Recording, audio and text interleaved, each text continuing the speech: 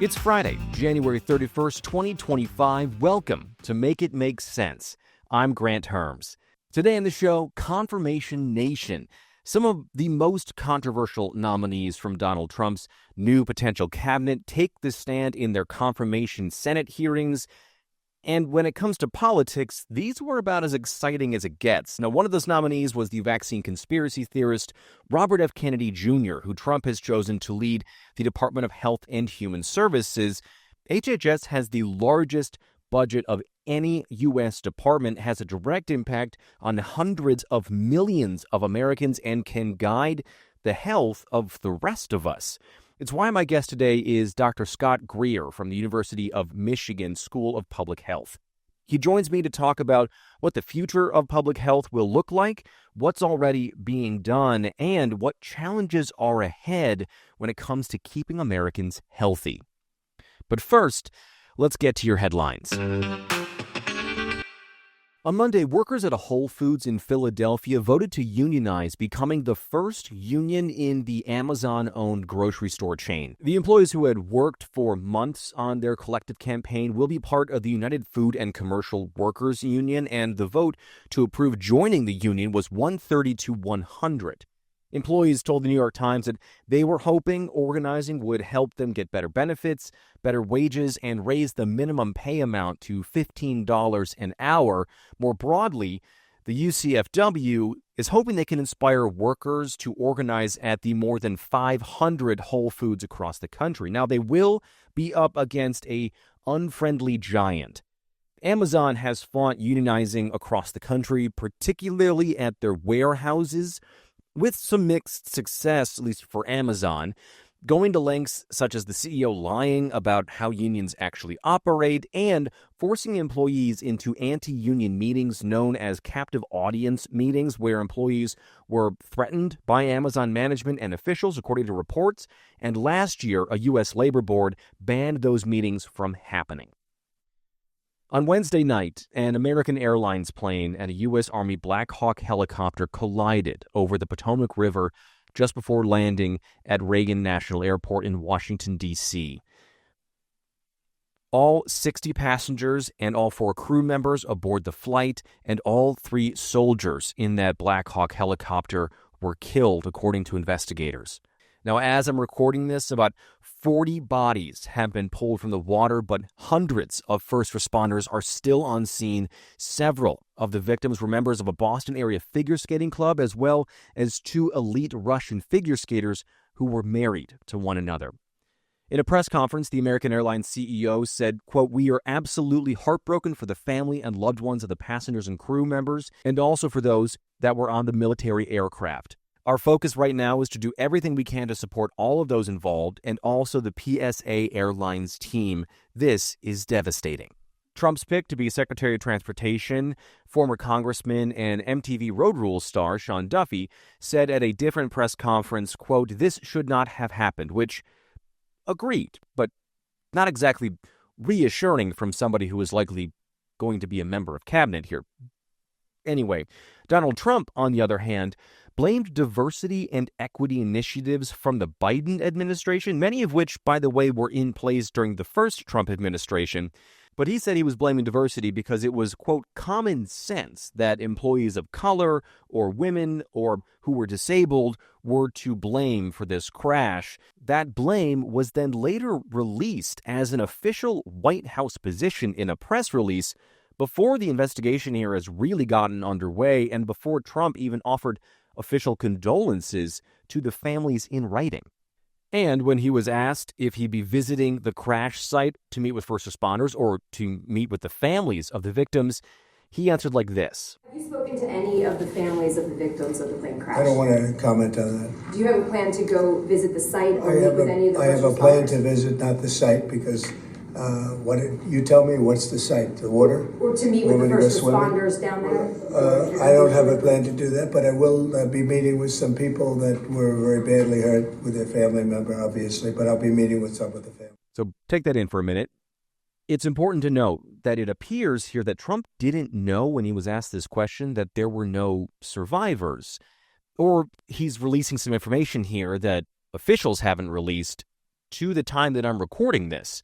And more importantly, Trump not commenting on speaking to the families is a good indicator that plans to do that have not been made yet, because Trump isn't one to shy away from the spotlight when he could be seen as the good guy or the hero. Now, as for the investigation, it's still in its very early stages, and investigators said on Thursday they did recover 2 black boxes, but officials are saying initially 2 crucial things here about this crash. They say the helicopter flew outside its approved path, and the air traffic controller at the time was actually doing the job of 2 controllers and wasn't able to manage both of those jobs at the same time because how would they? These are the most stressful jobs in the country. And if you want to know more about the real state of the FAA right now and why diversity and equity aren't the real problems here or aren't really ever the problems, I've got a brand new article up on the Make It Make Sense Substack about it right now. Okay, one last thing. Let's make it something a little lighter and definitely nerdier here. On Wednesday this week, the journal Nature published the findings from a NASA probe that was sent to collect samples on a nearby asteroid in Earth's galactic neighborhood. And what they found was pretty stunning, especially if you're a nerd like I am. NASA scientists found in those samples the building blocks of life. Not life itself, but the things that are essential, like amino acids used to build proteins in simple organisms, and the foundations of DNA and RNA, the stuff that holds our genes. Now, like I said, they didn't find actual life. There was nothing crawling on this asteroid, but scientists do think that this helps bolster the theory that life may have been brought to Earth, or at least pieces of it, by an asteroid billions of years ago, which, honestly, I think is pretty neat. Okay, those are your headlines. Let's get to today's main topic, the confirmation questions put to controversial nominations. On the list of Trump's nominees that people have spoken about, and it's not a short one, there are 3 names that are right at or near the top on every list everybody has. They are Tulsi Gabbard, Kash Patel, and Robert F. Kennedy Jr. And let's take them in order, which is actually kind of how they were in order this week, sort of. Tulsi Gabbard is Trump's pick to be the Director of National Intelligence. It's a job that was created after 9/11 and is essentially the hub for all U.S. intelligence to make sure that they're all sharing information and playing nice with one another.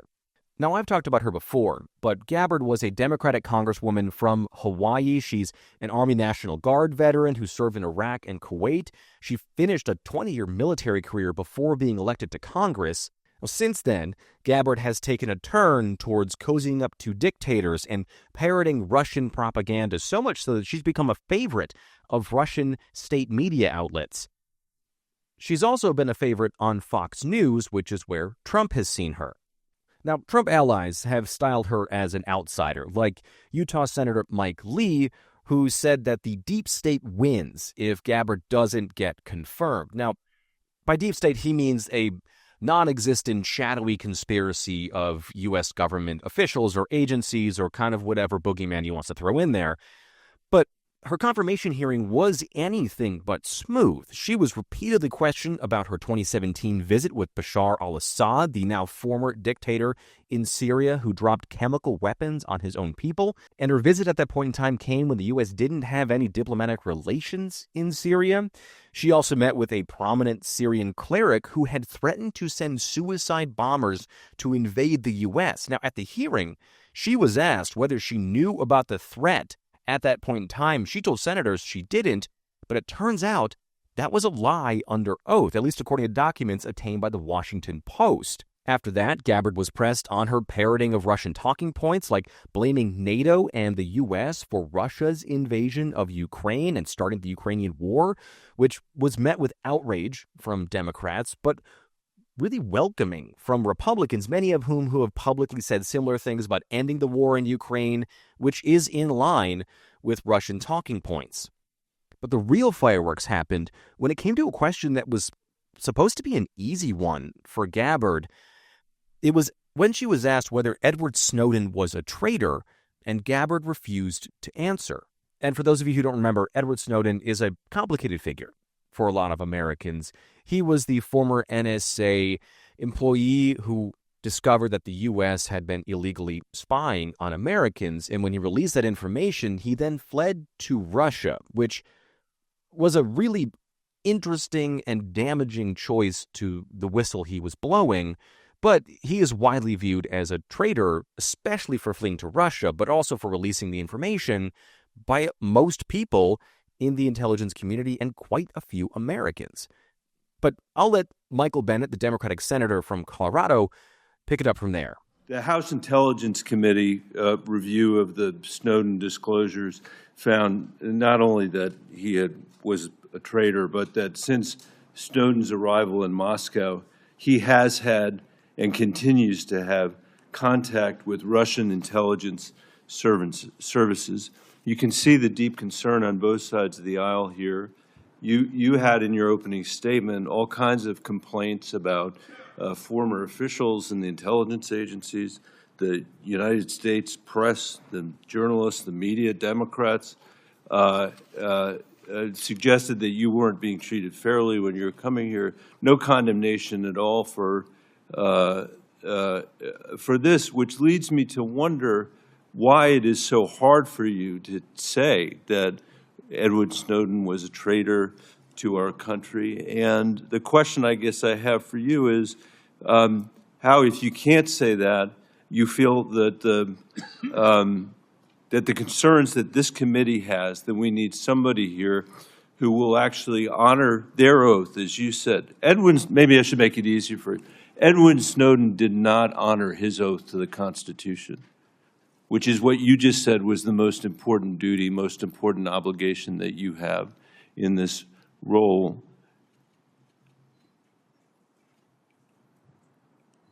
Why is he being treated like a folk hero by you instead of the traitor that he was?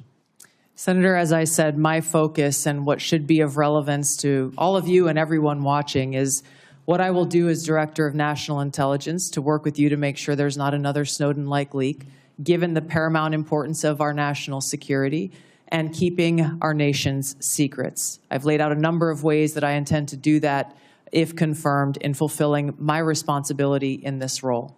Thank you, Mr. Chairman. While Gabbard's answer there sounds nice, it's not an answer to the question of whether she thinks Snowden is a traitor, and that was troubling to several Republican senators, including Senator Collins from Maine and James Lankford from Oklahoma, who said that question should have been a softball. And those are votes that Gabbard needs on the Intelligence Committee to get her nomination to the full Senate, and even then, if that even happens, Gabbard might face a rocky confirmation vote over answers like this. Now, the next pick here is Kash Patel, Trump's pick to lead the FBI. Now, I've talked about him before. He's the guy who has a list of political enemies he wants to use the FBI to go after, but also only after he shuts down the FBI, which he said publicly into a microphone on purpose. He's also a conspiracy theorist who believes that the 2020 election was stolen and that QAnon, the online conspiracy cult that believes Democrats are Satan-worshipping pedophiles who eat children, maybe isn't right, but has some interesting ideas. He also wrote a children's book about Trump and the investigation into possible Russian ties to Trump. He was a congressional staffer who worked to undermine efforts into that Russia investigation and who tried to bolster things around the Hunter Biden laptop chaos, which, again, has been confirmed that it was Biden's laptop, but security experts say it still bears quite a few hallmarks of a foreign spy operation. Now, in this hearing, Patel said multiple times that his comments supporting January 6th were out of context, and he did break with Trump over pardoning January 6th attackers and backed law enforcement, though he has said in the past that he thought January 6th was at least in part some kind of an inside job, and promoted the so-called J6 Choir, which was a group of attackers who recorded an album while they were in the Washington, D.C. jail, including a national anthem, which Trump played at more than a few of his rallies. Patel's views have been well documented. Like I said, he said a lot of these things into microphones on camera on purpose on a lot of podcasts. He also wrote a book, which is where we get that list of enemies, which Patel said it wasn't a enemies list or a hit list, but a quote-unquote glossary. Here's Democratic Senator Sheldon Whitehouse from Rhode Island talking about that. We will go out and find the conspirators, not just in government, but in the media. We're going to come after you, whether it's criminally or civilly. Is that a correct quotation, Mr. Patel? Senator, that's a partial quotation. But it's correct. In part. Regarding his publication of his enemies list, Mr. Patel proclaimed, "The manhunt starts tomorrow," and reposted a video depicting him taking a chainsaw to his political enemies. Is that you, Kash Patel, reposting that at the top of that page? Senator, I had nothing to do with the creation of that meme. Is that you reposting it, was my question. And that's me at the top.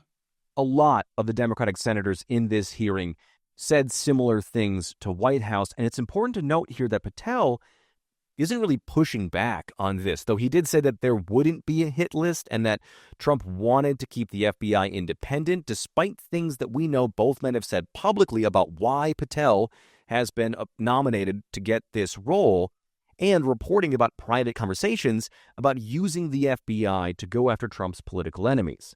However, that sentiment about going after enemies was cheered on by Republicans like the committee chairman, Chuck Grassley from Iowa, who said this in his opening statement.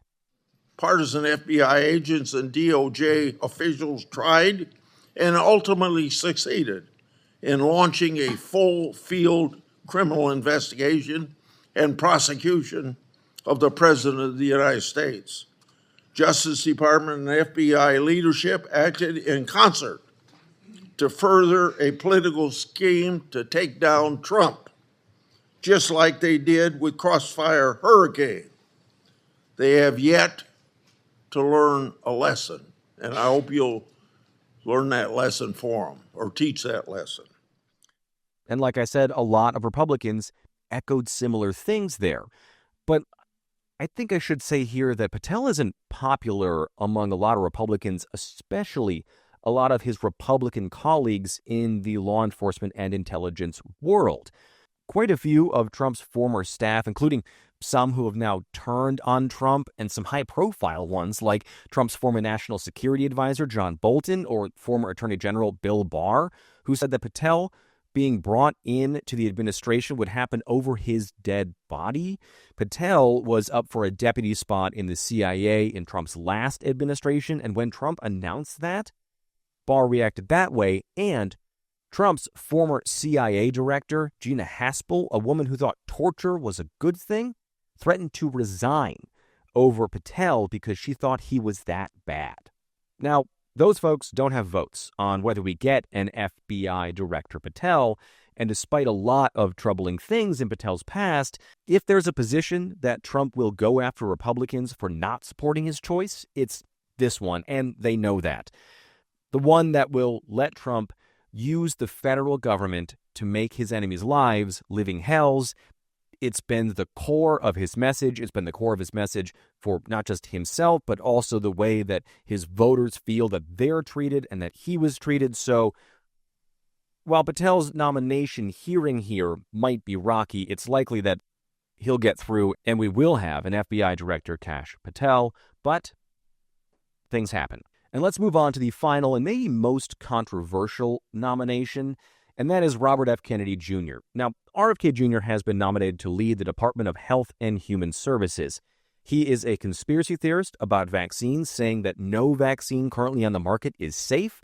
He originally believed the vaccines caused autism, which they don't. That has been widely proven over and over and over again. He then changed that stance into believing that a chemical compound in vaccines causes mercury poisoning, which then leads to things like ADD or autism, which it doesn't. We know that too. It has been proven.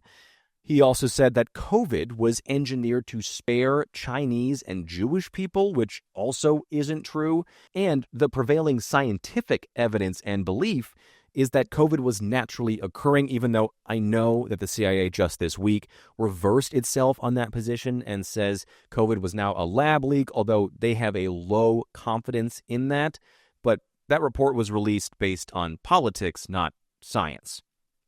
Anyway, RFK Jr. also believes that antidepressants cause mass shootings and that chronic disease and mental health disorders are either the product of chemicals in processed foods or have been invented by pharmaceutical companies rather than advances in medicine being able to spot people with chronic diseases or mental health needs and treat them after decades and decades of high-quality public research into medicines to help those people. RFK's views on abortion do break with traditional Republican ones, although he says he thinks abortions are tragedies, but he thinks access should be legal, except for when it comes to a particular drug called mifepristone, where he says he wants more transparency surrounding that drug. Now, the vast majority of abortions in the U.S. are medical abortions, which mifepristone is one of the drugs used in medical abortions, and the drugs used in those abortions have proven to be extremely safe in a lot of clinical studies, but RFK Jr. doesn't like them because they're pharmaceuticals, and Republicans like anything that might help them restrict access to abortion, so they've sort of found this middle ground. And RFK Jr. was really raked over the coals in this hearing with a lot of fervor from mostly Democrats here. Here's Senator Michael Bennet from Colorado again, hitting a lot of the points that I was just talking about, and then making one of his own at the end that is really important. You actually said, because I didn't want to have a debate about whether you actually said them.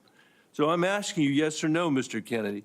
Did you say that COVID-19 was a genetically engineered bioweapon that targets black and white people but spared Ashkenazi Jews and Chinese people? I didn't say it was deliberately targeted. I just quoted an NIH-funded and NIH published study. Did you say that it targets black and white people but spared Ashkenazi Jews? I quoted and a study, Your Honor. I quoted an NIH study that showed that I'll take that as a yes. I have to move on, Mr. I have to move on.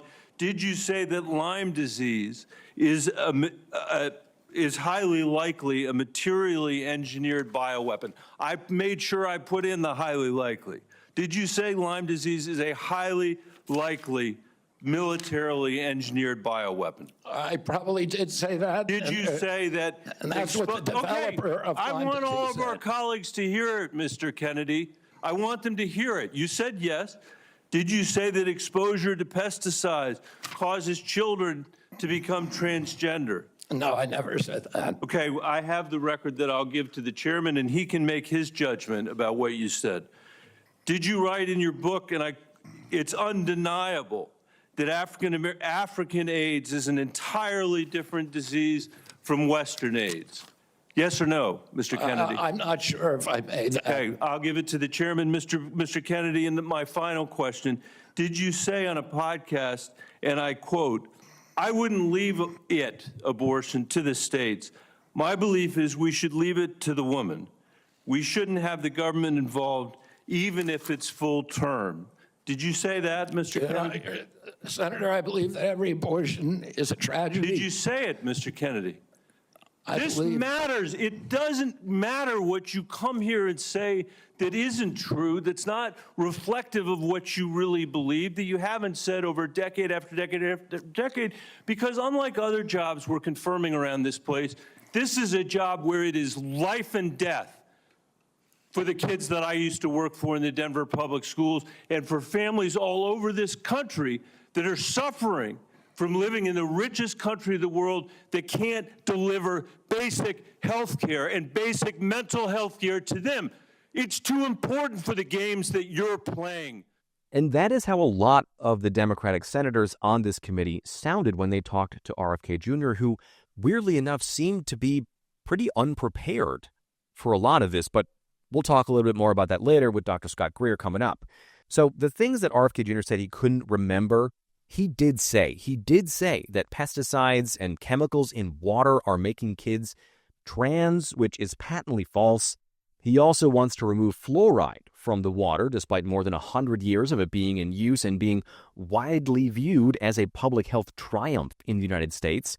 He has also long been an AIDS denier, saying that HIV doesn't cause AIDS and that there are different strains, which isn't so much as putting a toe into racism and homophobia about differences between African or Western AIDS, as it is scuba diving in it. And just a little health nerding here. AIDS isn't a disease, but a condition, a syndrome caused by HIV. And while HIV strains may behave differently in different climates and environments, they are fundamentally the same disease. And because they behave differently, isn't an indication that there's some kind of conspiracy to make people sick, which is what RFK Jr. is winking and nodding towards when he says things like this. And if you're wondering right now how a guy like this got nominated in the first place, it's two reasons.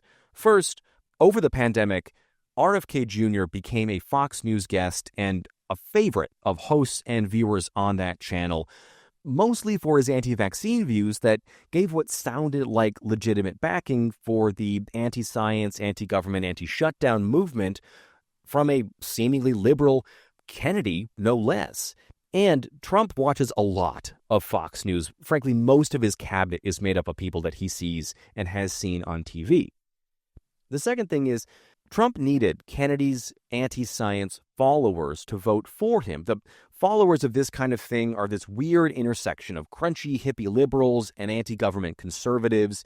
That all came together in a movement that is now part of Trump world, but it's just a step outside, called MAHA, or Make America Healthy Again.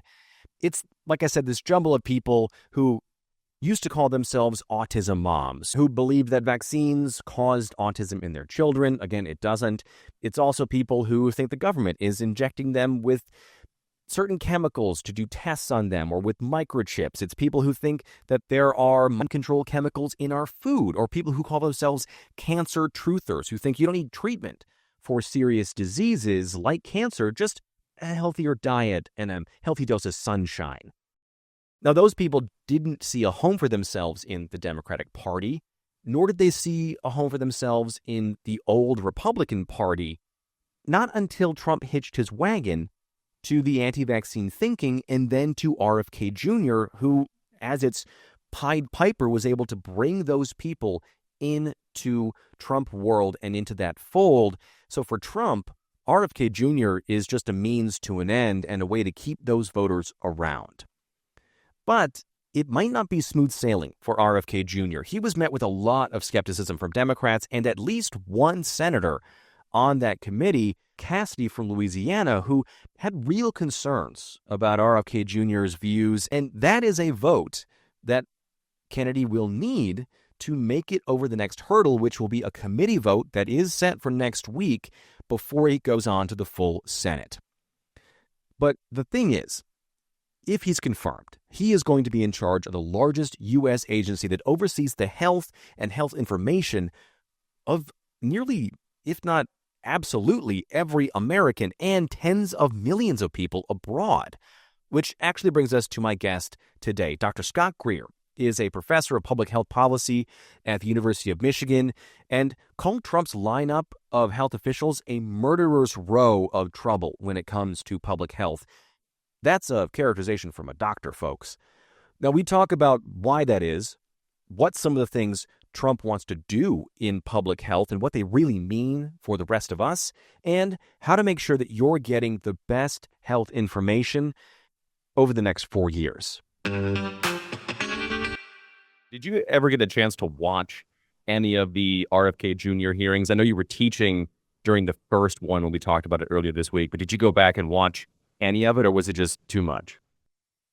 I was able to watch some. I mean, it had that unique combination of sort of boring and sort of painful. He seemed strangely badly briefed, that he kept on repeating exactly the same phrase. And part of the art of politics is if you're going to say exactly the same thing over and over again, you need to find a way to vary it so that it doesn't sound like you're just woodenly giving people a talking point. I think that's a product of RFK Jr.'s fame came out of doing a lot of hours and hours of podcasts and speeches and badly edited books. And there's no real challenge in those things. And so once he's met with pretty harsh challenges, particularly from Democrats, but particularly harsh challenges in general on national television, he's now unprepared for any second or third question after the first question about the thing that he has publicly said, which I think also gets to sort of, as you were saying, just how weird all of these people are. So we look at the incoming health administration of this, Trump 2.0 administration. For you, is there one guy who is going to be a real thorn in the side of public health, or is it sort of a collective? It's sort of a murderer's row. So there's a difference. There's a difference between RFK and the rest of them, in that RFK is genuinely a person who has built a very successful and, I guess for him, fulfilling career on being opposed to pretty much everything we know about how individual and public health actually works. And he's combined that with a bunch of fairly orthodox Democratic positions on things like abortion, which is part of why he's having a rough couple of days, is that he's combined a lot of Democratic positions on things not immediately relevant to his job with a few Democratic positions on things relevant to his job that would raise eyebrows among Republican senators, such as opposition to filling things with corn syrup. And that attracted the attention of the senator from Iowa. And some really, frankly, grifts. In principle, his opposition to vaccines, which it turns out he has financial interests in it above and beyond things like book sales.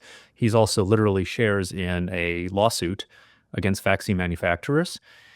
And his opposition to fluoridation, a lot of really, really loopy views, the idea that we're going to stop working on infectious diseases, which that's a fraction of what we spend on research is infectious diseases. And a lot of the most exciting biomedical research is on things like the relationship between infectious diseases and cardiovascular disease. But like you said, this is just one of these guys. So as a whole, you've got lots of these people now who are going to be in charge of our health, whether it's, Jay Bhattacharya at NIH, Mark Makary at the FDA, and Dr. Oz at CMS. It's a little bit unclear the main thing that they have in common is that they're good on television and they regularly appear on Fox. So it's a little bit unclear how Dr. Oz ends up at CMS, because CMS is a heavily legally bound organization that hands out the money to Medicaid and Medicare. It's not an ideal platform if what you want to do is medical grifting of the sort that Oz is most famous for. But he's in RFK Jr. He's made a lot of good money off of fundamentally bad and disingenuous medical advice. Bhattacharya, who is the nominee for NIH, and Makary, who's the nominee for FDA, are of a slightly different breed. They were pretty well respected, in Makary's case, very well respected academics. Bhattacharya as an economist, although he is a doctor, and Makary is a surgeon who tried to improve practice. And then COVID did something to them, and I can't tell how much of it is that it awakened new ambitions and how much of it is that it completely changed their worldview for the worse. And Bhattacharya became a hero of sort of, I guess he'd say something like the intellectual dark web, but he became a hero for really, really unorthodox treatments and ideas that can be tested, have been tested, don't work. And he's using his academic credentials to promote those. And Makary went in much the same direction. Those two are in a way more obviously dangerous, because having somebody with weird research ideas govern the research agency and somebody with weird ideas about treatment governing the agency that regulates medicines and food, highly problematic. Right. And that seems to be Trump's nod to that wing of his party to install somebody there. He doesn't seem to care about that issue, except for paying lip service to it. And so that's what he thinks the CDC is, other than when it was COVID and it was this big thorn in his side politically for him. But, speaking about the political here, the intersection of politics and public health is thorny, to keep using that word.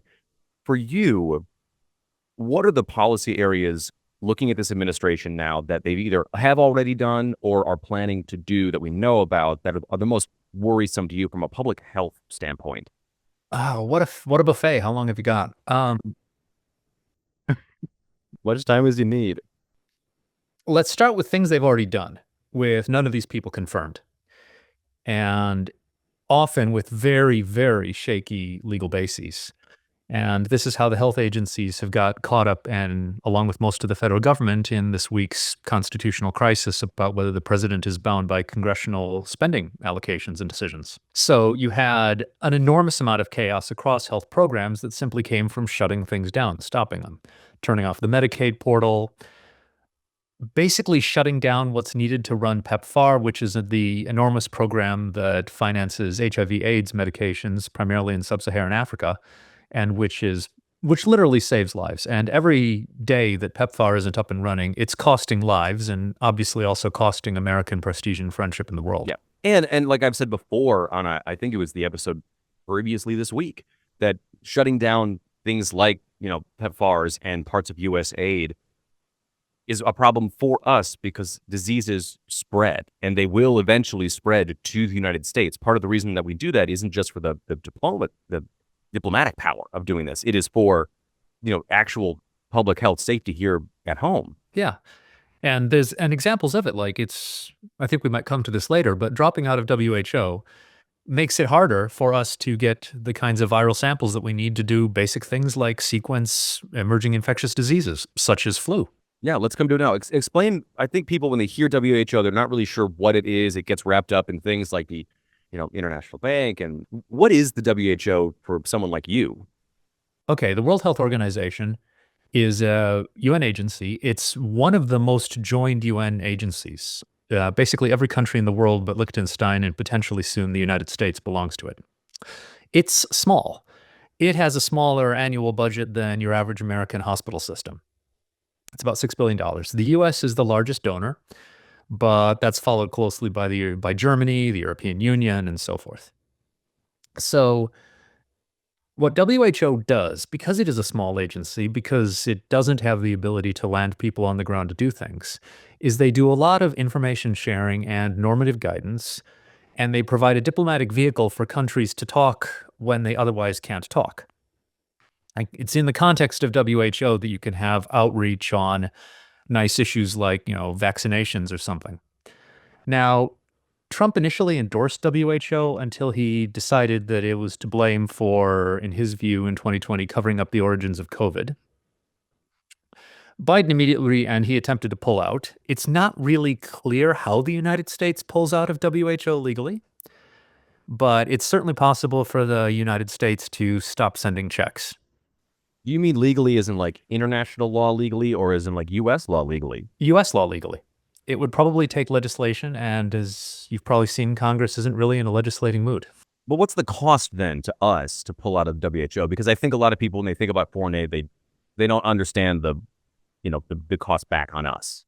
It's an extraordinarily cost-effective form of foreign aid, really, because we don't pay that much money in. A couple $100 million is a rounding error when you compare it to the American budget. That's a couple of airplanes for a military. And what it buys is a platform, often staffed by American citizens, for us to disseminate a lot of ideas that come from American research and data around the world. So the exchange is that the WHO is a relatively trusted venue for countries to trade viral samples, countries to trade information about developing outbreaks. And also, it's a relatively trusted source for governments that need advice. The U.S. has a very large research establishment. We also have a very large crank establishment. So we don't generally need that much WHO advice, but much of the world doesn't have an NIH. And so they listen to WHO advice. Where does WHO advice comes from? It comes in large part from American research and American data and American scientists. So it's a vehicle for American power projection. It's a way for the achievements of American science and American scholarship and American policy thinking to be shared in a trustworthy venue with a lot of the rest of the world and make friends with regimes that aren't necessarily inclined to be friendly with us in public. So it's really very cost effective. What about the things that you think are sort of coming from this administration? Or is there another thing that they've already tried to do that, you're really troubled by? Dropping out of WHO is just a stupendous own goal, right? It's going to make it harder for us to combat infectious diseases in the world, and it's also going to make us look like a smaller and pettier country in the eyes of the world, perhaps accurately. The enormous impoundment crisis that we've had over the last week is justified by the idea that they're going to go through and root out everything to do with diversity, equity, inclusion. There's variations. It's going to, include things about environmental sustainability and so forth. The empowerment thing, you mean the freezing of federal funding? It's refusal of the president to do what Congress said the president has to do. And it's a first-order constitutional crisis, regardless of the policy effects. Right. And it looks like that's kind of the fight over this is what the Trump administration has sort of been sniffing for, which is why they may have done it this way on purpose. But regardless, let's talk about some of the research impacts of this. Well, the key thing is that the NIH and NSF and other research agencies were set up to produce the best possible research. And I've been through it. There's layers and layers of quality control and peer review and documentation whose purpose is to make sure that you're doing valuable and ethical research. And this funding is enormous and tremendously competitive. So the funding rates are usually around 10%. So 90% of proposals get turned down. You have to admire people who keep submitting, frankly. And equally, it sustains about 300,000 jobs on a NIH alone, $53 billion a year budget. So that's the size of a large Fortune 500 company. The payoff is enormous. There's one study that couldn't find any prescription pharmaceuticals that didn't have NIH research behind them and that hit the market in the last 30 years. One study claimed to find 2 out of hundreds. The reason for saying this is that if you start to undermine the integrity and the trustworthiness of NIH research, you're going to start to lead people to have people, including pharmaceutical and medical devices companies that are a big part of our economy, to have real questions about the quality of NIH research. We don't have a lot of time left, so I do want to move on to the challenges that you think are on the horizon, sort of the known unknowns that are coming down the pike. Let's start with avian flu, start with bird flu here, because this does seem like we are on the edge of a full-blown national crisis. Yeah, it's panzoonotic, if you want to learn the word, which is essentially a pandemic across multiple animals. I mean, we're now to the point where it's not entirely stupid to worry about the welfare of your house cat. We've lost control of this. We've lost control partly because of things like the malfunctioning in the agricultural inspection system. Every time a flu infection happens in an animal, any kind of animal, your cat, your dog, your chicken, it has one more opportunity to mutate in a way that could be harmful to human beings. And right now, that virus, so to speak, has gone to a casino with an unlimited number of chips. And what worries everybody is that a really nasty, highly communicable, fatal version of the virus is going to be the one that mutates in a way that affects humans, and we are finding increasing evidence of it. What terrifies me is that this is an administration made up of people who were more or less selected for responding to COVID-19 with a mixture of denialism, quackery, and simple refusal to read public health evidence. It's an administration heavily inflected by an increasingly anti-vaccination social movement. And it's in an America where I suspect most politicians were traumatized by the impact of stay-at-home measures and anti-vaccination activism and don't want to do it again. So my real nightmare, quite personally, I've got a family. I work in a university. I'm surrounded by 50,000 healthy 20-somethings. Those are 2 populations, school kids and young adolescents and young people, who are very, very vulnerable to a lot of kinds of pandemic influenza. And even in Michigan, I don't have a lot of confidence that there's going to be the kinds of public health measures, the kinds of stay-at-home and masking measures that would be necessary to slow its spread until we have a vaccine. And I don't have confidence that there's going to be the necessary support for a vaccine rollout. So we could learn all the wrong lessons from COVID, do it in a way that is as damaging or more damaging than COVID, both to our health and to our social fabric, and do it with robust cheering from the White House and HHS. The other things that I sort of want to ask about too is sort of the known unknowns, like I was saying, the things that researchers and the like you and the people that you work with sort of see coming, but we're not quite sure. I mean, I'm assuming one of those things is a U.S. health withdrawal from the world and our lack of information of those things. But, what are the things that concern you past the immediate effects of bird flu? So the Times Higher Education, which is a British ranker, just put out the top 25 universities in global health, and 11 of the top 25 universities working on health and medicine are in the United States. We're 4% of the world's population, less than about a 20th. So this explicit and highly ideological attack on universities and the research enterprise is pretty much a cruise missile aimed directly at one of the core sources of American strength in the world.